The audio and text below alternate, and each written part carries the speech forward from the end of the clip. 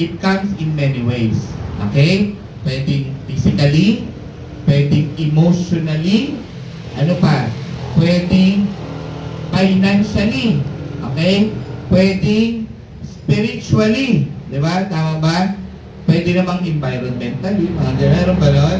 Pwede bang mga, ano ba yung pinagkaranas sa estudyante ko dito ng 8 dimension of life? Marami. Marami po tayong pinagdadaanan sa buhay. Ang tawag po dyan, suffering.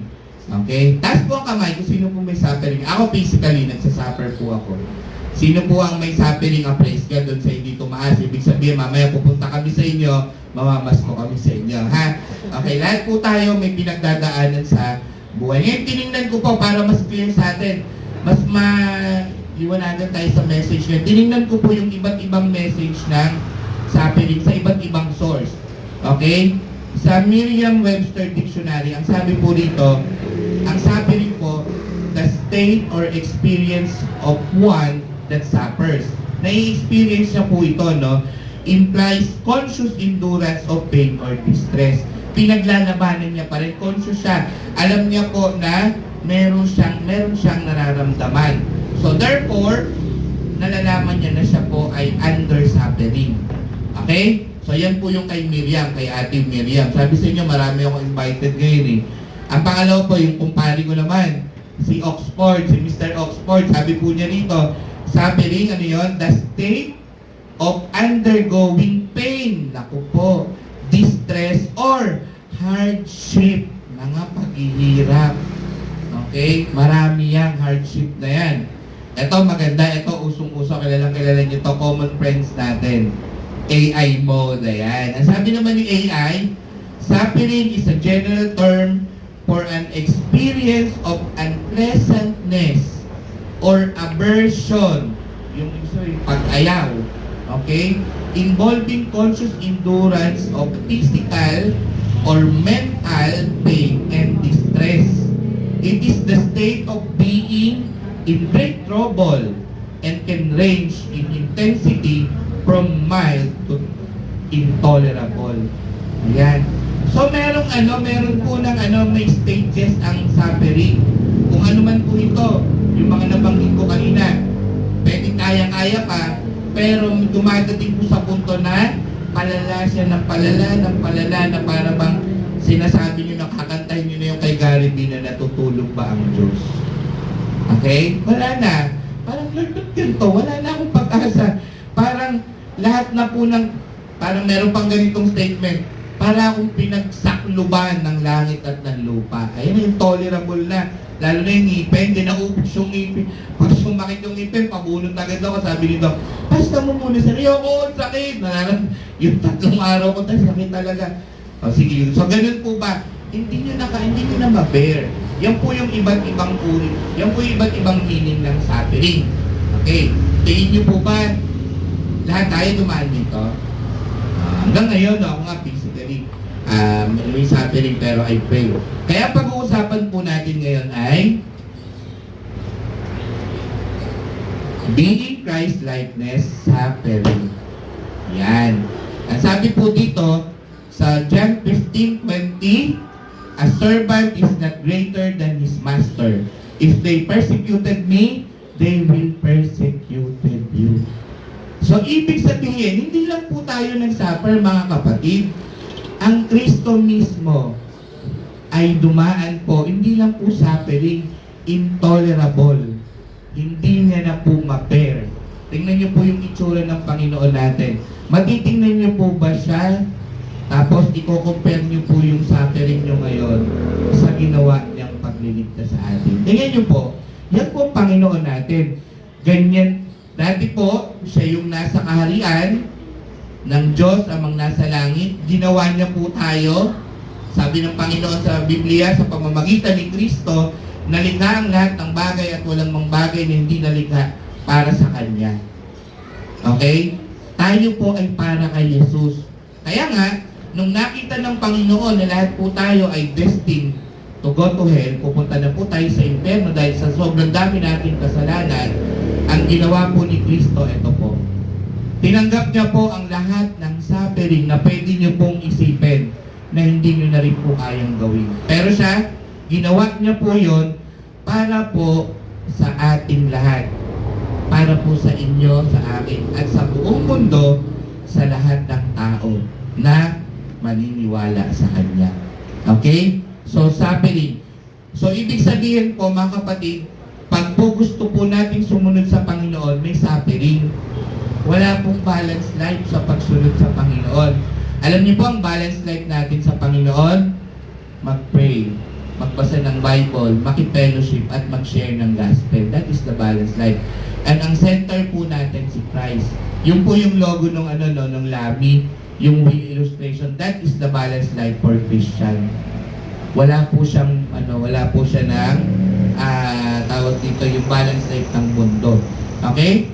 May invited po ako, sabi po dito ni T. Austin Sparks, suffering is God's school for sons. Ano po sa Tagalog yan? Okay? Yung suffering daw po ay, ito yung eskwelahan ng Panginoon para sa mga anak niya.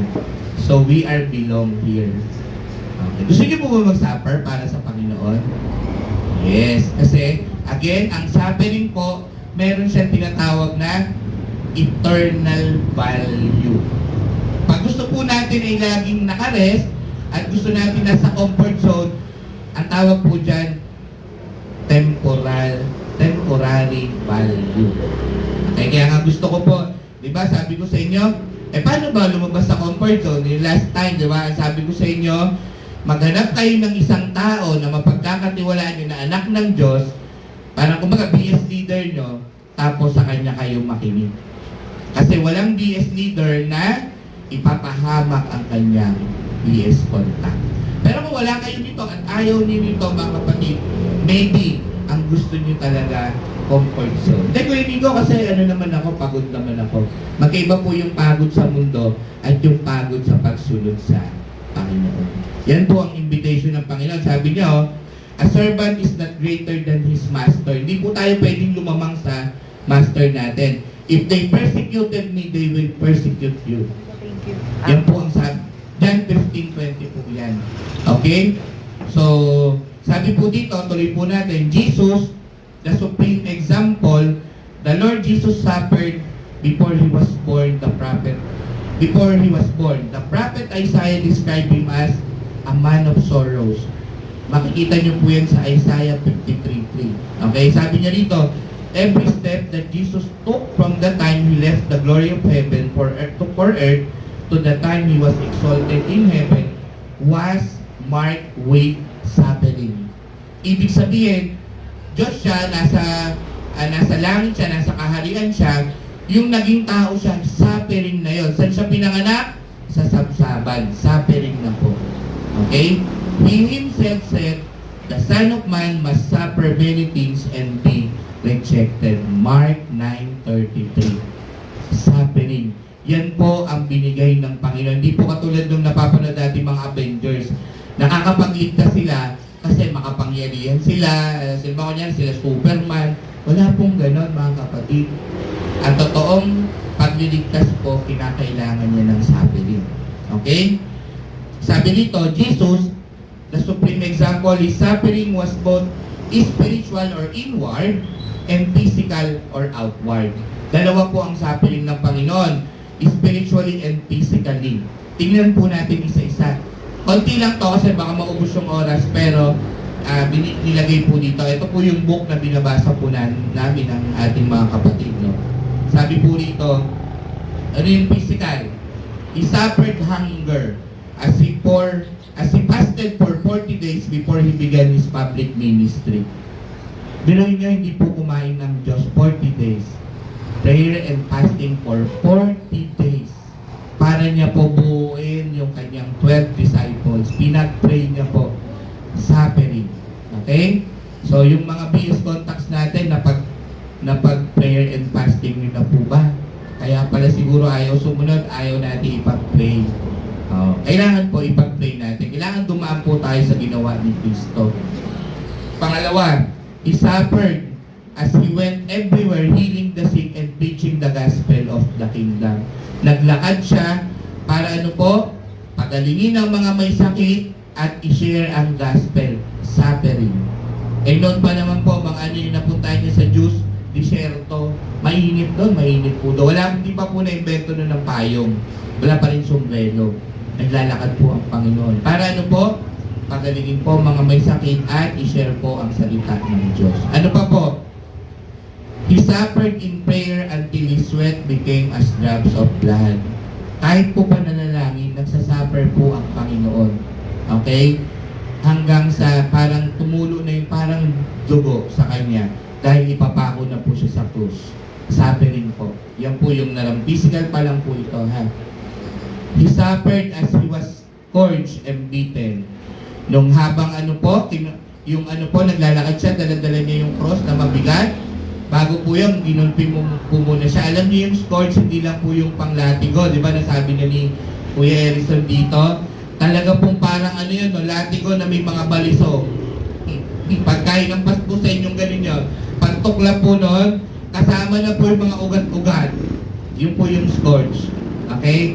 Tapos iba pa yung beaten. Yan, yung habang habang naglalakad siya, nilalatigo po siya, binibitan po siya. Hindi binibitan yung hinahampas. Okay? So, suffering po. And, he suffered as he wore the crown of thorns, carried the heavy cross. Suffering po, ano pong ginawa? Kinoronahan po ng tinig ang Panginoon natin, testingin nyo, naano nyo na po ba yung nagsuklay kayo ng ang talas ng suklay o kaya pansuyo? Dati sinusuyo rin ako ng nanay ko. Pag tinamaan ako ng matalas, ang sakit at may tighawat sa ulo. Ang sakit na eh. Pero si Kristo po, hindi lang basta masakit. Kinorona, diniimpak. Labasan po ang dugo. Suffering. Okay? And he suffered as they drove the nails through his flesh and left him to die alone like a notorious criminal. Suffering po. Ang pinakahuling suffering niya, yung pinukpok na po. Parang judge, pinukpok na po yung kamay niya. Tagos po yung dun sa makapal na makapal na cross. Tagos po yun. Yung sa paa niya, dalawa, magkaganto. Binutas po yun para hindi siya malaglag sa cross. Tsaka po siya sinaksak sa tagiliran. At tsaka po siya nakakal. Suffering. Ang ganda po, no? Ang ganda po nung story ni Christ kasi napaka-sincere niya nung niligtas niya tayo. Seryoso siya. Tandaan niyo po, si Christ po ay Diyos. Siya po, kung wala po siya ngayon, kundi siya existing, baka po meron tayong sino pan-believe. Wala na po tayo pag sinabi ng Panginoon na mamamatay tayong lahat, kaya niya pong gawin yun. Parang bagyo, hindi natin mapigilan. Ganon din po ang kapangyarihan ng Diyos. Pero, ginawa niya po lahat ng physical suffering para po lahat sa atin. Para makita po natin yung kanyang sinseridad para po tayo ay iligtas. Dahil, hindi po natin kayang gawin ito. Hindi po natin kayang iligtas ang ating mga sarili. Ayan po yan. How about spiritual suffering? Kunti lang din po nilagay ko dito. Sabi rito, leaving the glory of heaven, coming down into the human degradation of being born in a stable and living in obscurity for 30 years. Yung kanya pong spiritual din, kasi siya po ay Diyos, naging tao siya. Suffering na po yung tinitiis niya po yung gutom, yung lahat ng paghihirap po sa loob niya. Dahil Diyos siya, pero nagsiserve siya sa tao, that is suffering. For 30 more than years. Hindi naman siya umabot ng 33 years. Okay, ano pa pong suffering ng Panginoon spiritually? Suffered the pain of seeing those who needed His message rejecting it. Nagkatawang tao po ang Diyos, ibinigay niya po yung buhay sa atin, pero hindi muna siya nagpapako sa krus, nagturo muna siya, dahil yung katuruan niya, yung kaligtasan ng lahat ng tao para hindi natin danasin yung pagpapako sa krus, pero ang suffering niya, nireject po siya ng tao. Ayaw ng mabuti, ayaw ng gospel. Okay? Ayaw matuto ng salita ng Diyos. Bakit? Ang gusto ng tao during that time, comfort zone. Okay? Kaya tapikin po natin, hindi katabi yung sarili po natin. Okay? Tingnan po natin kung gusto ba talaga natin. Okay? Ano pa? Of great distress of being denied by a close friend. Okay? kasama niya, 12 disciples, si Pedro, pero maraming beses siyang dininay ni Pedro. Suffering yun, no? Dito ngayon, tampuhan na tawag doon. Pero noon, hindi naman siya nagtampo eh. Pero, na-predict niya yung mangyayari, in-anticipate niya yun kasi tao nga lang tayo. Pero suffering po sa akin, paghihirap at durusan. And finally, of having the Father, ito na po, abandoned him to die on the cross alone when he cried saying, my God, why hast thou forsaken me? Suffering. Tatay niya po, tawag doon, sinabihan niya ng ganun kasi matindi na po yung suffering niya. Sa lahat ng pagtira niya po sa earth, hindi man lang siya nakapag-party or kahit anumang bisyo, wala siya, kasalanan, wala siya. Pero suffering po ang pinahinatnan niya. Pero may question po, after nung mga nabasa nating suffering, sabi po dito, bakit ginawa lahat ng Panginoon ang ganitong klase ng paghihirap at pagtitiis? Bakit po kaya sa tingin niyo? Bakit siya nag-suffer tapos tayo hindi naman nagsasuffer? May ganun po ba? Wala namang ganun na. Pero bakit niya po ginawa yon sa atin? Dahil sa kaligtasan ng lahat ng makasalanan at maniniwala at susunod sa Kanya. Ang maliligtas daw po, yung mga makasalanan na naniniwala at susunod sa Kanya. Okay? Yung po maliligtas. Kaya ang sabi po, yung una natin nabasa, pag mayayaman daw po, nang sabi ng anong mayaman, sabi ng Panginoon, mas makakapasok pa sa butas ng kamelyo, ng karayom, ang kamelyo, sorry. Di ba? Kasi ang ibig sabihin po ng Panginoon doon, yung mayayaman, hindi naman masama po maging mayaman. Pag yun na yung Diyos mo, yung comfort zone mo, yung gusto mo, ito lang ang gusto mo at ayaw mong sumusunod sa salita ng Diyos, yun po ang hindi makakapasok sa kaharian ng langit. Kaya sabi niya, sa tao, sabi niya, anak, sa tao napakahirap. Sabi niya pa nga doon, lubhang napakahirap. Pero sa Diyos, walang imposible sa Diyos. Ibig sabihin, pag tayo po ay nasa Diyos, maliligtas tayo. Pero may requirement po siya. Ano po yun? Naniniwala at sumusunod sa Kanya. Pag iba po yung case ng naniniwala, iba rin po yung case ng nasunod. Meron naniniwala, pero hindi nasunod. Meron naman nasunod, pero hindi naniniwala. Ano ibig sabihin? Mali ang paniniwala. Pero akala nila, they thought they are Christian, but they are not. Kaya sabi ng Panginoon, bakit mo ako tinatawag na Panginoon kung di mo naman sinusunod yung gusto ko, yung mga utos ko?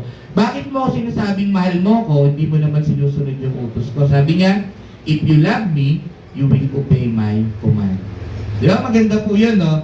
So, tingnan po natin. Sabi dito, sa Hebrew 2:10, sa pamamagitan ng mga pagtitiis, siya'y ginawang ganap ng Diyos at nang sa gayon ay makapagdala siya ng maraming tao patungo sa kaluwalhatian.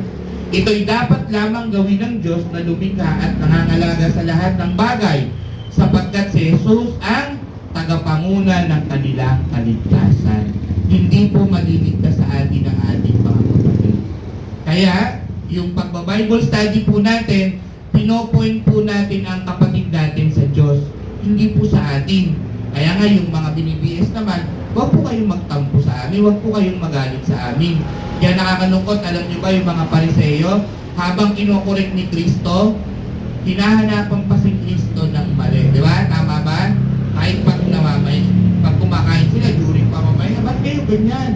O may pinagaling na bulag, hinahanapan pa rin ng mali si Kristo. Yun po ang isang mali ng isang Kristiyano, no? I-challenge mo, Brad, ganito gawin natin na mag-ano tayo, mag-quiet time together. Galit, naghahanap pa ng mali dun sa, sa BS leader. Ang itsura po natin nun ay Pariseo.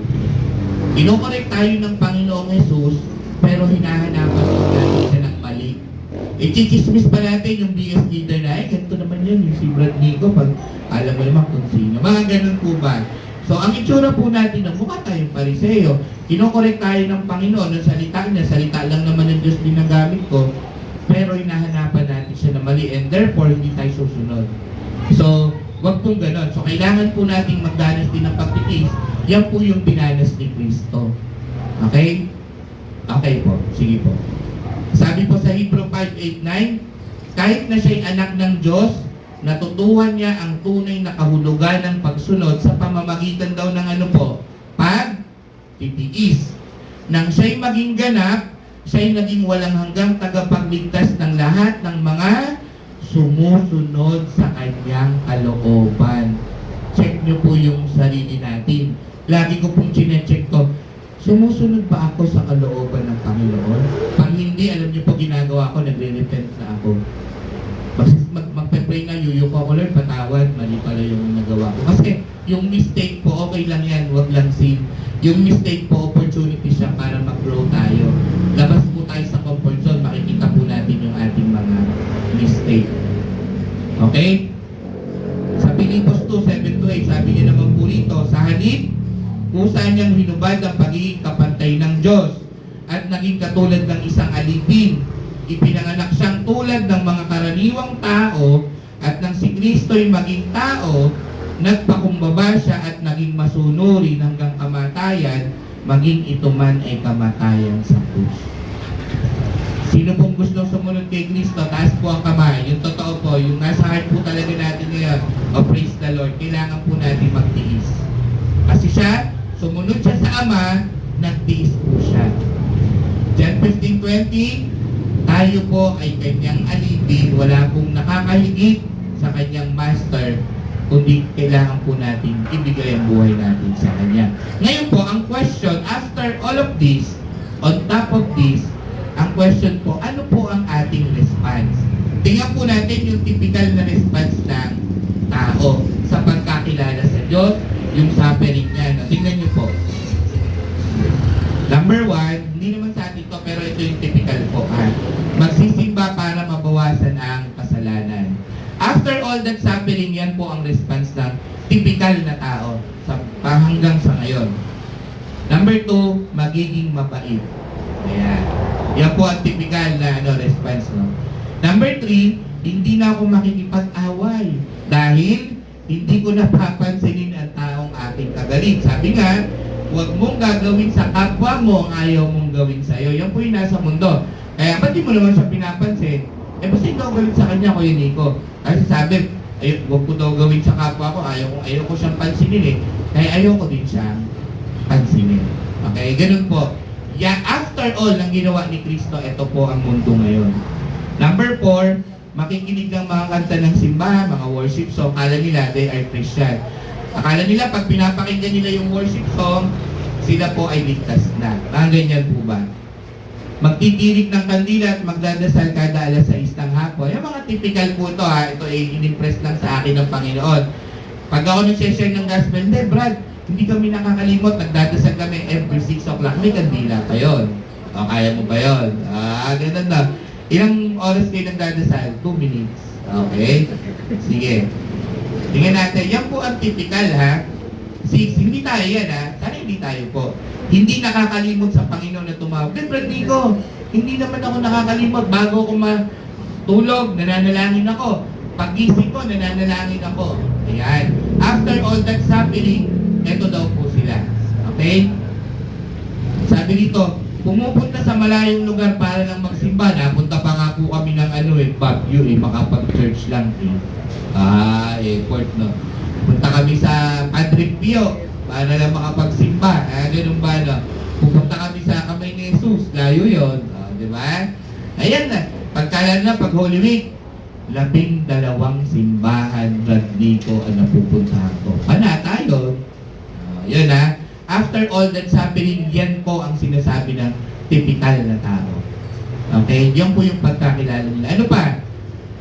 Sumasama sa mga godly friends at magba-Bible study. Ayan. Yan po yung mga typical, no? Hindi, may bilis naman kami. Ligtas ako. Ayan. Online pa. Gumagawa ng maraming paraan. Bakit? Para maligtas. Online. O kahit na lang, Brad, kahit nga ako nasa ibang bansa, may bilis kami. Dahil hindi sa akin yung message ni Kristo. Yung binabahagi niyo. Ano ba? Susunod ako sa Panginoon pag pwede at di ako busy. Ayan, pabigat na lang pabigat. Typical to. Kailan ako susunod sa Panginoon? Tsaka na. Pag di na ako busy. After all nung suffering ni Panginoon Ito po yung typical na tao. Tuloy niyo lahat, ginawa niya po. Tapos tayo may condition. Siya nga Diyos bumaba po para maging tao. Tapos tayo, pero ang nakakalungkot nito, mga kapatid, ito nakakalungkot ha. Sana wag po tayong isipin natin to ha. Ang nakakatakot na kasalanan ngayon na naka-hide, na hindi po natin alam na niloloko tayo ng diablo. Alam niyo kung ano? Wala naman akong ginagawang masama eh. Paganyan po ang katwiran natin. Hindi, wala naman akong inagrabyadong tao eh. Pero ang question ko, sumunod ka ba sa Diyos? Wala po yung pagkakaiba sa nakapark na sasakyan. Nakaparking lang ta. Very useful yung sasakyan, no? Pero hindi tayo nagpapagamit. Nakapark lang. Neutral. Okay? Ano pa? Pagkatapos ng work ko, tsaka ako dadalo sa mga pagtitipon. Ayan. After all that's happening, ito po ang typical na tagasunod ni Kristo. Meron naman ka, Brad, meron naman next Sunday pa. Next Sunday ako. Ganun, no? So, after all ng happening ng Panginoon, gusto niya tayong maligtas, binigay niya yung buhay natin. Hindi po nanunumbat ang Panginoon, ha? Sinasabi ko lang po, ito po yung tao na akala nila, they were taught that they were follower of Christ. Okay? Ano pa?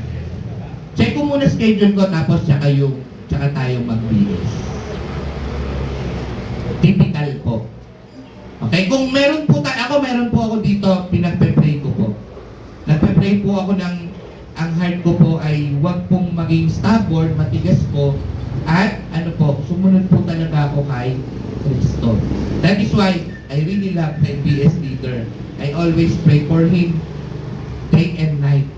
Sana po si Kuya Ricky, lagi niyo po siyang gamitin, Panginoon, para marami pa pong makakilala sa Diyos. I love him very much. Kaya pagka meron pong pag nagtatampo ko sa kanya, dumadating po yun. So minsan masakit siya magsalita, kakausapin ko siya. Felix, parang may mali ka doon. O Brad, no? Saka na. Pray tayo. Pray na. Okay na ulit kami. Hindi namin pinapatagal po ba? Felix, parang yung sinabi mo kanina, parang kulang. Alin doon, Brad? Yung eto, pasensya na kasi nagmamadali yung oras eh. Pero don't worry, na-note ko yan. Ako din, sabihin niya, Phoenix, parang late ka lagi. Oo nga, kuya. Nagdadahilan pa ako. Ang dami kasing nagamit tong CR namin eh, mag-isa. Hindi gano'n, kuya. So, ganun po ba, no? Merong correction sa isa't isa. Kuya Nix, nag-play ka ba ngayon? Ilang minuto? Kuya Nix, 5 minutes lang. Nako, Brad, dagdagan pa natin. Sige, pag-play kita. Sabi nga po nung nabasa kong book, nasabi ko na rin, kung ilang minuto tayo magdasal, 2 minutes, 3 minutes, 5 minutes, yung sagot natin doon, yun yung pag-ibig natin kay Kristo. Pero siya 40 days, grabe, 40 days nagdasal sa Jesus, di ba nakain dahil mahal na tayo? Lahat gagawin niya para sa atin. Kahit yung buhay niya, pinigay niya sa atin. So, ilan lamang po ito, i-check niyo po yung heart nyo. Wala po akong dinajudge. I-guard niyo yung heart nyo. But, we need to repent. Repent po, yun lang gusto. Ano po ba yung repentance? Hindi po siya confession. Ang confession sinasabi sa Diyos yung kasalanan, pero inuulit-ulit. Ang repentance po, una, aminado ka na kasalanan yung ginawa mo. You need to accept that your deeds is sin. Kailangan alam mo, Lord, ito po alam ko ay kasalanan before you. Tulungan niyo po ako, Panginoon, na hindi ko na po gawin to. At ang Panginoon na tutulong sa'yo para hindi na uli gawin. Sample ako, ba't gano'n? Katas na namin mag-PS ni JC, naninigarilyo na naman ako. Lord, iniyak ko talaga, Lord. Ayoko na po talaga nito. Alam niyo, ginawa ko, inamin ko na sa BS leader ko, punta ko kay Kuya Angel. Angel, pa-pray naman niya. Pagkatas natin mag-BS kanina, naninigarilyo na naman po ako. Pinag-pray ako ni Kuya Angel. Pagkatapos na, Angel, may kasalanan na naman ako. Ano po yun? Nakapanood na naman po ako ng pornography. Kaka-BS lang natin. Halika, pray tayo. Tanggal na. Nakuha niyo po, sabi niya sa Bible, malaki ang pakinabang na panalangin ng tao. Matuwid, tama ba ko ito yung statement? Pero kung we keep on hiding, tapos outwardly we are maka-Diyos, we are holy, naku, wala pong tinutulungan ng Panginoon na buo. Ang tinutulungan niya po, yung mga basag, yung mga durog, yung mga kailangan siya. That is why may suffering. Kaya pag nag-suffer po tayo, ang gusto tingnan ng Panginoon siya. Hindi po yung trabaho. Huwag niyo po akong ma-misunderstood, don't get me wrong pag sinasabi ko, palagi ko kinoconnect yung work. Alam niyo kung bakit? Ang work po, yan po ay kailangan natin para mabuhay, yung sinasabi ng kuya. Pero hindi po yan ang buhay natin. Ang buhay po natin ay ang Panginoon. Eternal life ang kailangan po natin, hindi po siya temporal life. Okay? So maliwanag po yan ha. Ano pa? Sorry, nawala. Ay, nawala Ate Jen. Sorry. Yun, ayun na. Thank you.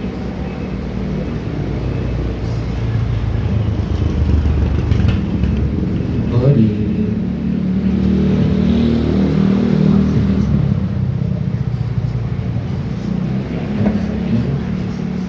So yun po hindi po yun ang ating hindi po yun ang ating buhay, yung work natin. Yes, we need money, pero kung naniniwala tayong magbibigay ang Diyos, alam niyo, marami naghahanap ngayon ng trabaho sa totoo lang. Pero I praise God. Ako hinihintay ko na lang yung 3 years ko. Mag-resign naman ako sa trabaho para po mag-work dahil nakita niyo po yung difference, no? Yung iba naghahanap ng trabaho, pero ako naman magre-resign for God. Kaya pag-pray niyo po ako na wag akong madaya ng enemy at ibigay ko po talaga yung time ko po para sa Panginoon. Okay, sige. Thank you, Ate Che. Kasi sabi po ni Paul, nakita niya na yung sikreto ng buhay na kay Kristo po. Sabi po ni Watchman Nee, sino po nakakilala kay Watchman Nee? Siya po yung author ng spiritual authority na book, yung binabasa po namin. Okay? Sabi niya, the Lord wants broken men, He cannot use the strong in their own strength. Kaya wag po tayo mag-rely sa sarili nating galing, lakas, talino, pera, bahay, etc. Mag-rely po tayo sa Panginoon. Hindi nga po tayo magagamit kung tayo po ang nakatindig sa sarili nating paa. Ang tawag po dun sa Bible ay foolish men. Parehas dalawa po yung bahay, magkaparehas po ng materials, pero nung dumaan ang bagyo, ano pong nagiba? Yung nakatayo sa buhangin. Tayo po tayo sa Panginoon, sa rock, dun sa salita po niya. Okay? Yan. Ano po ang gusto ng Panginoon na ating response? Kanina po, ang sinabi ko po, ang nilagay ko po doon, yung response natin. Pero, dapat pala ang tanong, ano ang gusto ng Panginoon na ating response? Yung Panginoon po ang may gusto, hindi po tayo, para yung mga typical na ginagawa, hindi po natin magawa. Dapat naka-anchor po tayo sa Panginoon para po gawin yun. Ano po yun? Pakibasa po. 1, 2, 3. Yan ang gusto po ng Panginoon. Faith. Sabi niya po sa John 3:16, sapagkat gayon na lamang ang pag-ibig ng Diyos sa sangkatauhan, kaya ibinigay niya ang kanyang kaisa-isang anak upang ang sino mang sumampalataya sa Kanya ay hindi mapahama kundi magkaroon ng buhay na walang hanggan. Yan po yung word na faith, kaya dumami po, kung alam niyo lang po, sa buong mundo, 4,500 po ang religion because of that faith. Dumami po ang mga simbahan ngayon because of that faith. Pag sa akin kayo sumama, ligtas na kayo. Pag sa amin kayo nagsimba, ligtas na kayo. Huwag niyong kainin niyo, huwag niyong kainin to. Mag-procession kayo, etc. Ligtas na kayo. Yun po yung faith sa kanila. Pero hindi po ganyan ang faith na gusto ng Panginoon. Ngayon, i-check naman po natin dun sa mga invited guests natin, ano po ba yung faith para mas maintindihan natin. Sabi po ni Ate Miriam, faith, allegiance to duty or a person, loyalty, belief, and trust in and loyalty to God. That's faith. Kaya pag na-wrong po yung faith natin, wrong po yung action natin. Ano nga yun? Pag wrong ang action, wrong ang emotion, and then it turns out wrong direction. Wrong faith. Okay? Kaya nga dati, alam niyo po ba kaya nabuo yung Seventh-day Adventist? Kasi dati, yung faith nila, dadating na ngayon si Jesus. Ginawa po, nagpakamatay lahat.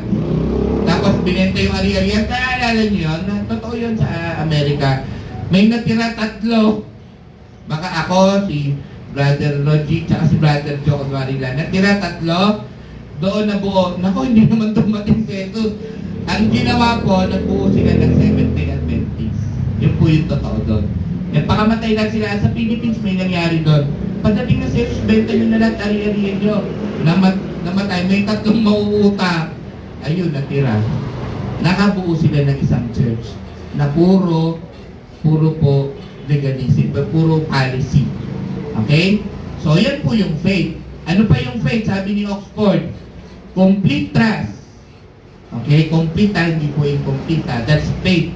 Or, confidence in someone or something. Strong belief in the doctrines of a religion based on spiritual conviction rather than proof. Rather than proof yung mga nakikita natin.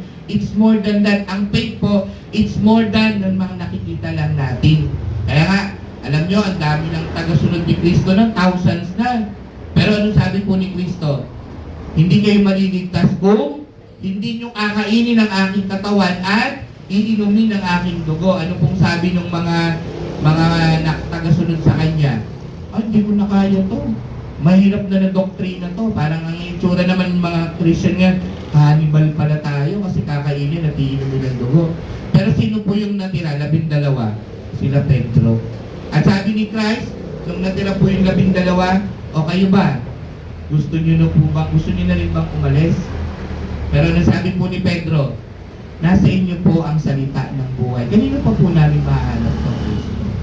See? Ganun po, yun po ang faith, complete trust po. Hindi po siya nakikita lang. Kahit hindi nyo siya nakikita, kailangan nyo siyang paniwalaan. That's faith. Wag po tayong maniwala doon sa feelings and emotion natin na grabe naman magsalita si Kuya Nico, pinapatamaan ako. Hindi po. Tinatama lang po tayo. Masakit po yun, Nico. Mas masakit po yung impyerno. Forever na po yun. Kaya kayo nasasaktan, sabi sa Bible, ano daw po ang masakit? Yung truth. Truth hurts. Okay? Ano pa po sabi? Ayan, paring AI. Faith, tanyo po sa AI, naniniwala na, no? Faith is generally defined as strong belief, trust, or confidence in something or someone, often without complete proof or evidence. Kahit walang proof and evidence, naniniwala ako sa iyo, Panginoon. Kaya sabi ni Christ, ano sabi ni Christ kay Thomas? Mapalad ang naniniwala kahit hindi nakakakita. Kasi sabi ni Thomas, maniniwala lang ako pag nahawakan ko yung butas ni Kristo sa kamay at saka sa tagiliran niya. O, di dumating nga si Kristo, yun ang sinabi niya.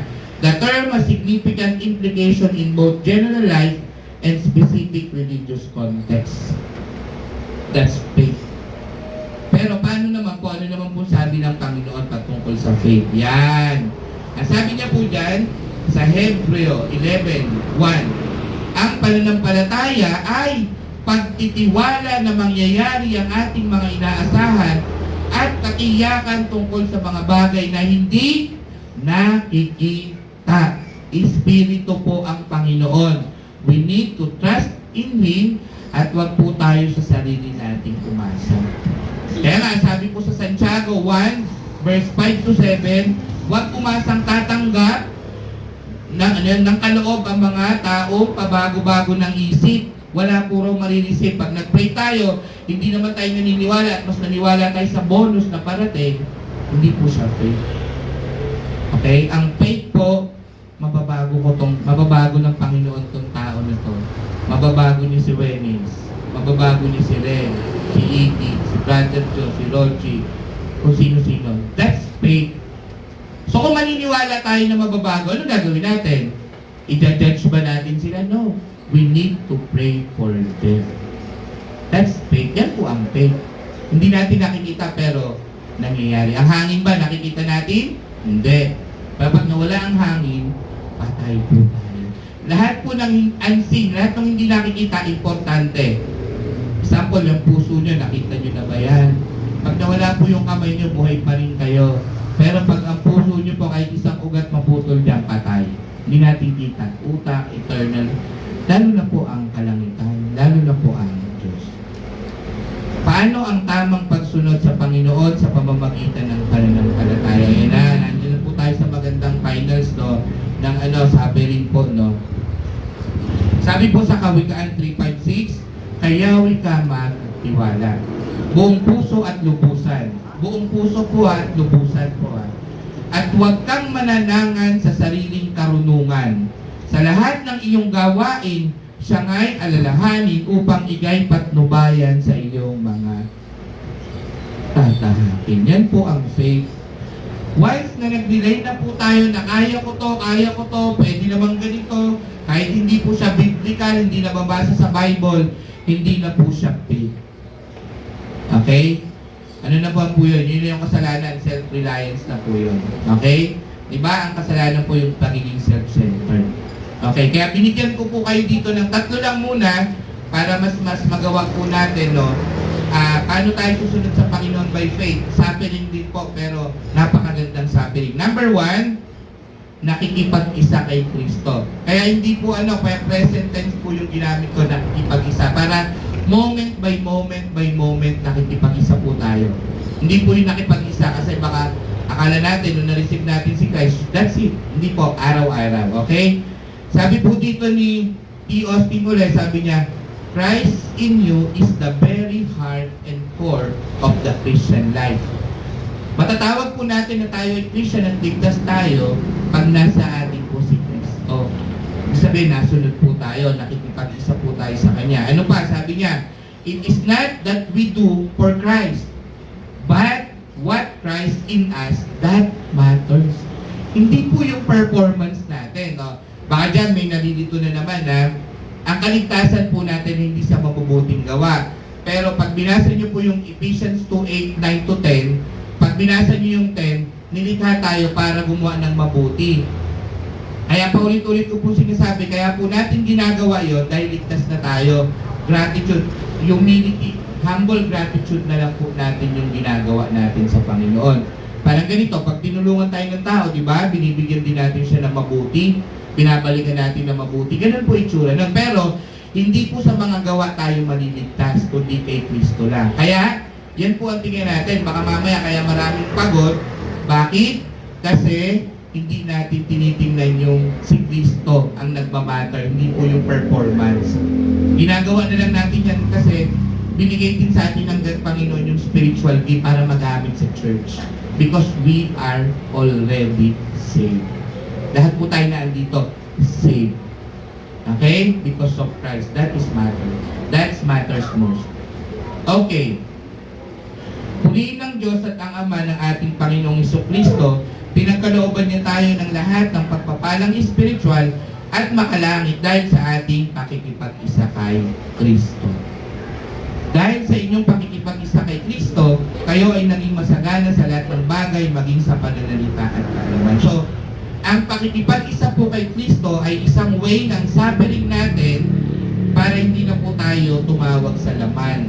Hindi na, alam niya yung hindi ka gumawa ng kasalanan, suffering. Kaya nga, na-share ko lang kami ni Mrs. No, pag nagda-drive kami, no, sabi ko lang, i-put into practice na natin yung wag tayong mag-comment ng negative. Halimbawa, nakita namin, parang ang pangit naman yung nung design ng Jollibee. Parang ganun ba? Hindi! Appreciate na lang natin.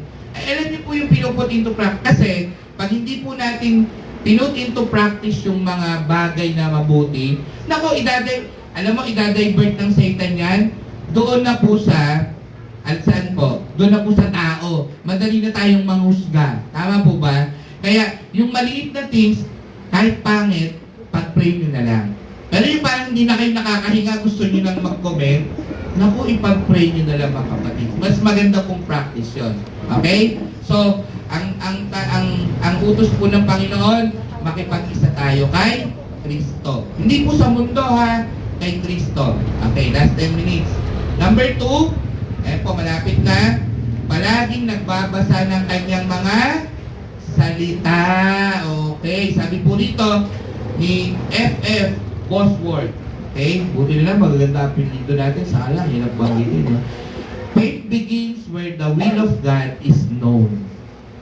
Saan daw po nag-uumpisa ang pananampalataya? Pag nakilala na natin siya. Saan ba natin siya dapat makilala? Sa salita niya. Okay? So, kailangan po natin basahin natin ang Biblia. Baka kaya po mali, again, pag we have a wrong faith, we have a wrong action. Pag we have a wrong action, we have a wrong emotion. Pag wrong emotion, wrong direction. Okay? So, number 2, palaging nagbabasa ng kanyang mga salita. Sabi po, sa awit 1:1-2, ito po yung discussion natin ng prayer meeting.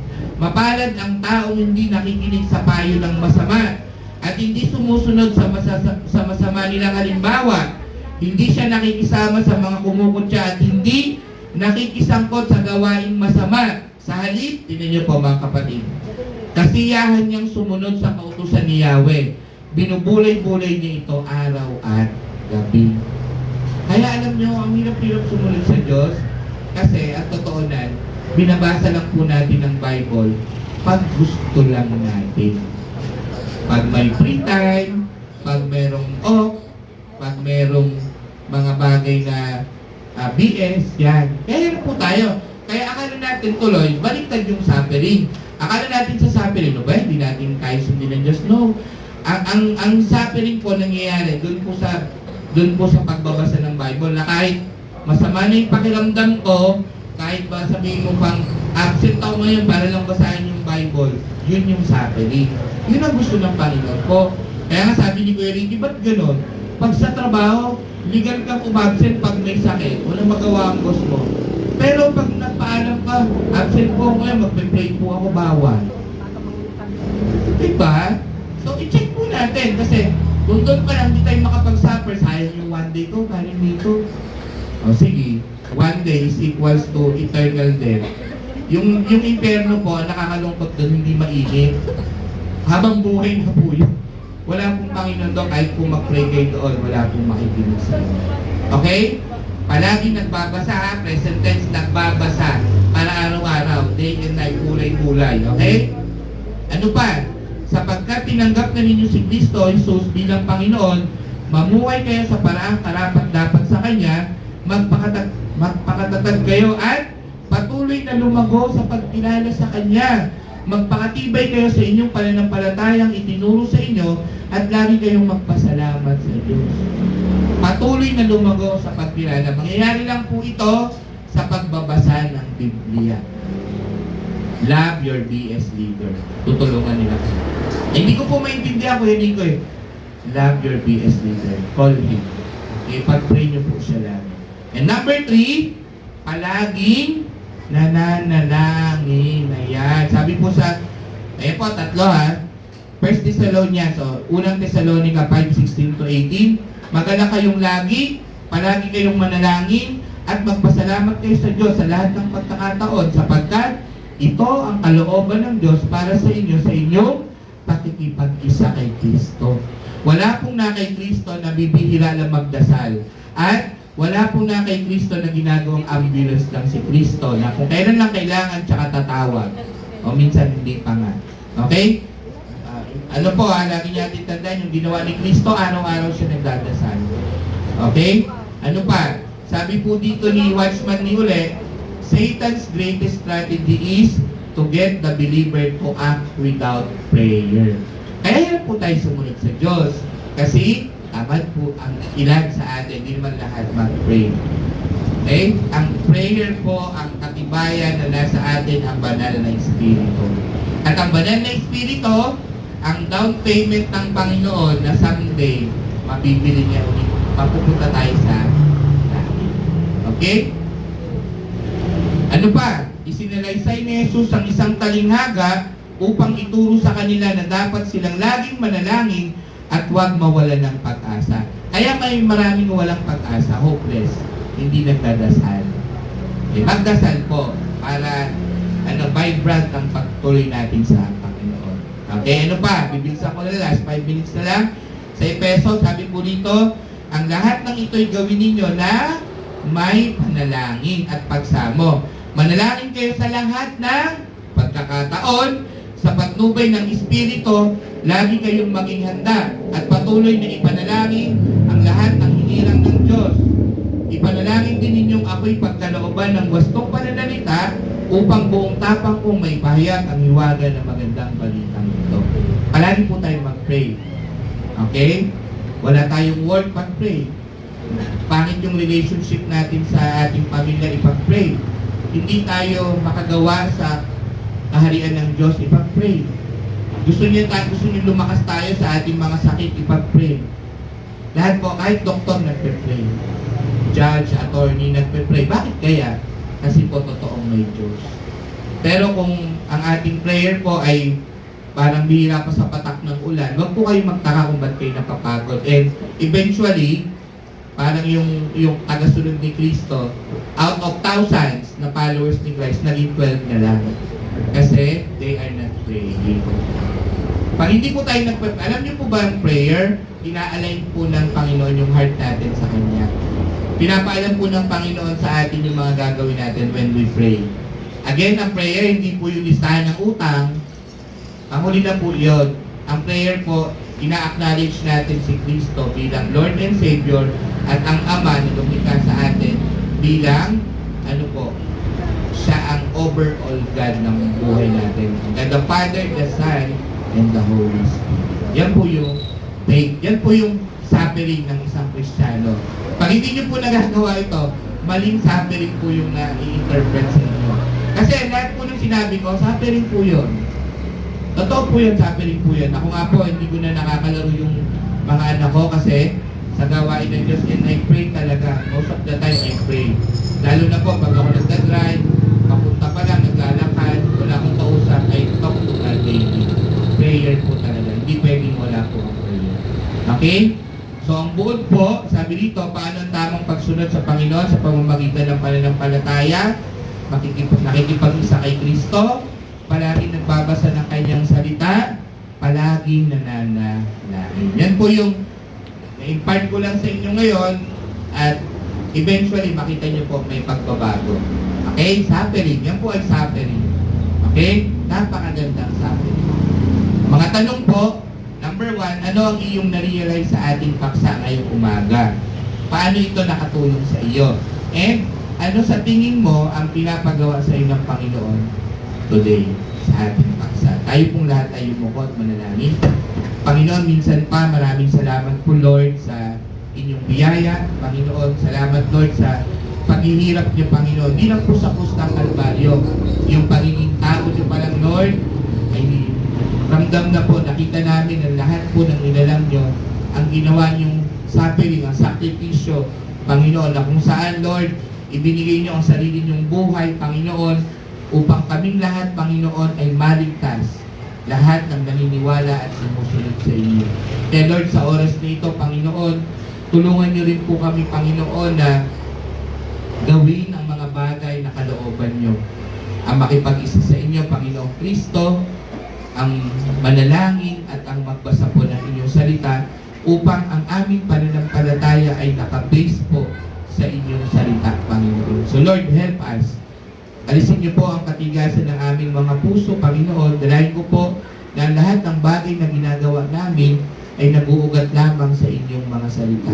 Tulungan niyo po kami na mag-glorify namin kayo sa lahat po kahit sa pag-iisip namin, Panginoon, upang ang mga ginagawa po namin, Panginoon, ay magbunga, Panginoon, ng mga mabubuting gawa sapagkat ito po ang disenyo niyo sa amin. Alisin niyo po ang nagpapahirap sa amin ang takbo ng mundong ito, Panginoon, ang comfort zone, O God, nire-review po namin ito sa panalangin, Panginoon, but Lord, tulungan niyo po kami na lalong sumunod sa inyo. Gumamit po kayo ng marami pang tao, Panginoon, upang kami po ay maakay sa totoong pananampalataya na si Kristo po mismo, Panginoon, ang nagsuffer. Salamat, Panginoon. Ito po ang aking panalangin sa pangalan ni Jesus. Amen. Praise the Lord, mga kapatid.